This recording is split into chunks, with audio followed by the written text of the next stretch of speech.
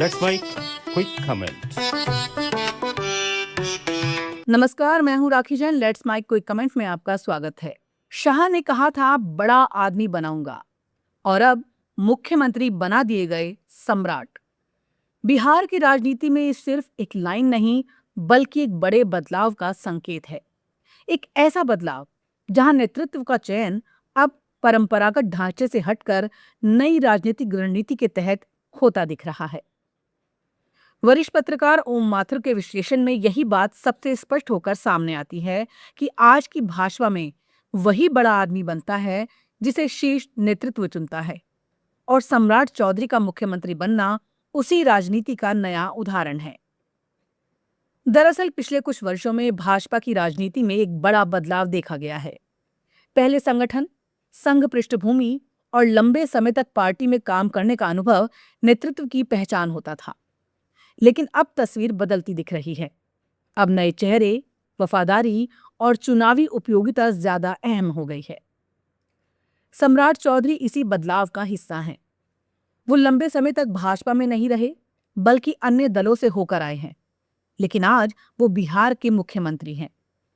ये संदेश साफ है, पार्टी अब बैकग्राउंड से ज्यादा पॉलिटिकल वैल्यू को प्राथमिकता दे रही है। ये सिर्फ बिहार की कहानी नहीं है।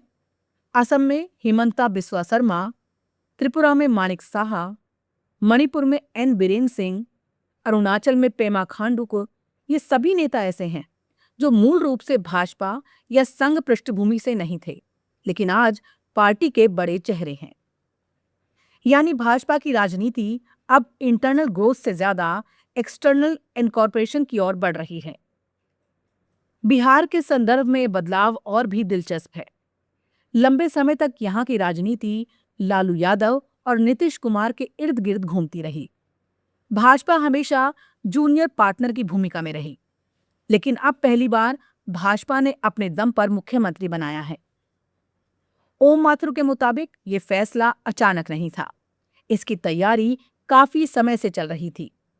जैसे ही नीतीश कुमार को राज्यसभा भेजा गया, उसी दिन ये संकेत मिल गया था कि बिहार में नेतृत्व परिवर्तन तय है।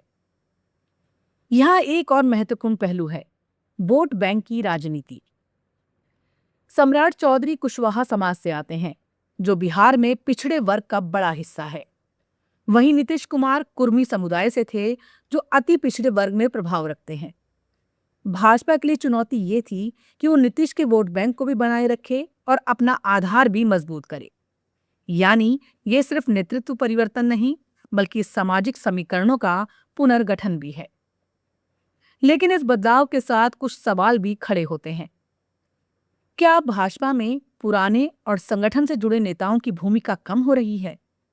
क्या पार्टी में बाहरी नेताओं की एंट्री ज्यादा आसान हो गई है?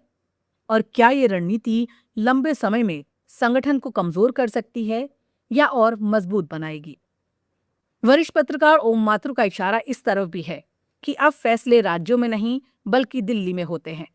मुख्यमंत्री चयन की प्रक्रिया में विधायक दल की भूमिका सीमित होती जा रही है और अंतिम फैसला शीर्ष नेतृत्व करता है। ये मॉडल भाजपा को मजबूत केंद्रीय नियंत्रण देता है, लेकिन साथ ही आंतरिक लोकतंत्र पर भी सवाल खड़े करता है। एक और दिलचस्प पहलू है परिवारवाद का मुद्दा। भाजपा हमेशा परिवारवाद के खिलाफ राजनीति करती रही है, लेकिन सम्राट चौधरी का राजनीतिक परिवार भी मजबूत रहा है। उनके पिता और माता दोनों राजनीति में सक्रिय रहे हैं। ऐसे में सवाल भी उठता है कि क्या परिवारवाद की परिभाषा अब बदल रही है? हालांकि राजनीति में नया नहीं है। बिहार में पहले भी राबड़ी देवी मुख्यमंत्री रह चुकी हैं और कई राज्यों में पारिवारिक राजनीति का प्रभाव रहा है। सम्राट चौधरी की छवि एक आक्रामक नेता की रही है। उन्होंने पहले भी राजनीतिक समीकरण बदलने में भूमिका निभाई है।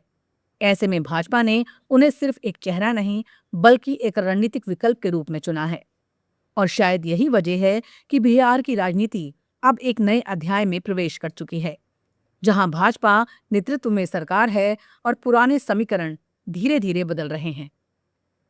सम्राट चौधरी का मुख्यमंत्री बनना सिर्फ एक राजनीतिक नियुक्ति नहीं बल्कि भाजपा की बदलती रणनीति का संकेत है। एक ऐसी राजनीति जहां वफादारी, चुनावी गणित और सामाजिक समीकरण तीनों मिलकर नेतृत्व तय करते हैं। आप सुन रहे थे let's mike more than radio. Follow कीजिए हमें हमारे सोशल मीडिया प्लेटफॉर्म्स पर।